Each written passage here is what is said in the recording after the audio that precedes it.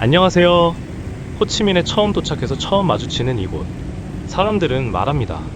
벤탄 시장은 꼭 가야 해. 하지만 그 안에 들어가 보면 문득 궁금해져요. 여긴 진짜 시장일까? 아니면 관광객을 위한 테마파크일까? 오늘은 그 질문을 따라 벤탄 시장이 왜 관광지처럼 바뀌게 되었는지, 그리고 그 변화가 우리에게 무슨 의미인지 천천히 풀어볼게요. 벤탄 시장은 1914년, 지금으로부터 100년도 더 전인 프랑스 식민지 시절에 만들어졌습니다. 원래 이름은 르마르쉐 벤탕, 당시 사이공의 중심에 있던 전통 재래시장이었죠. 그 이후로도 호치민이 도시로 성장하면서 시민들의 생필품을 책임지는 진짜 시장의 역할을 해왔어요. 시장 입구에 있는 시계탑 건물, 그 상징적인 모양은 호치민을 대표하는 이미지가 되었고요. 호치민에는 시장이 정말 많아요. 던딘 시장, 안동 시장, 빈타이 시장 등등. 근데 왜 유독 벤탄 시장만 이렇게 유명할까요? 그건 단순히 크기 때문이 아니라 위치와 상징성 때문이에요. 벤탄 시장은 호치민 일군 정중앙, 시청, 오페라 하우스, 노트르담 대성당과 모두 도보로 연결되는 곳에 있어요. 그래서 자연스럽게 관광 동선에 포함됐고, 관광객이 모이자 상인들도 외국인을 위한 상품을 팔기 시작했죠. 기념품, 아오자이, 커피, 라탄 가방, 자개 제품. 현지 시장이라기보다는 기념품숍 같은 분위기로 바뀐 거예요. 벤탄 시장을 검색하면 가장 많이 나오는 말, 바로 흥정은 필수. 이 말은 사실 이 시장이 얼마나 관광객 중심이 되었는지 그 흔적이 고스란히 담겨 있어요.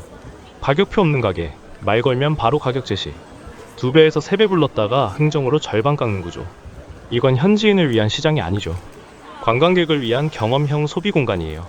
말하자면 쇼핑 테마파크 같은 시장이 된 거예요. 하지만 이런 변화는 모두에게 좋은 일만은 아니었어요. 벤탄 시장 안에는 오랫동안 장사를 해온 로컬 상인들이 있었죠. 그 사람들에게 임대료는 점점 오르고 관광객 눈에 띄는 상품만 팔아야 하고 영어도 해야 하고 결국엔 자연스럽게 밀려났습니다. 이건 명백한 젠트리피케이션이에요. 서울의 남대문, 명동, 성수동처럼 원래 지역을 만들었던 사람들은 떠나고 외부에서 온 관광객과 투자자들이 그 자리를 대신하게 된 거예요. 벤탄 시장 안을 걷다 보면 장 보러 온 사람보다 셀카 찍는 관광객이 더 많아요. 그걸 보면 이런 질문이 생깁니다. 시장은 누구를 위한 공간일까? 시장이라는 공간은 원래 도시의 일상과 삶이 흐르던 곳이에요. 근데 지금의 벤탄 시장은 그 삶보다는 경험, 기념품, 인스타가 더 중요한 곳이 되어버렸죠. 그렇다고 이 변화가 무조건 나쁘다고만은 말할 수는 없어요. 관광객 덕분에 외화가 들어오고 시장 주변 상권이 살아났고 호치민이라는 도시가 더 알려진 것도 사실이에요.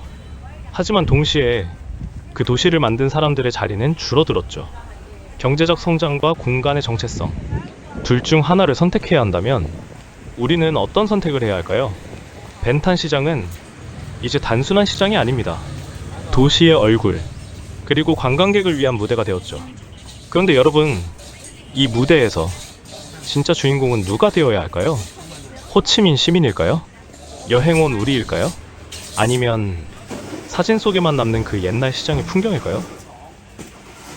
더 많은 이야기가 궁금하다면 구독과 좋아요 눌러주세요.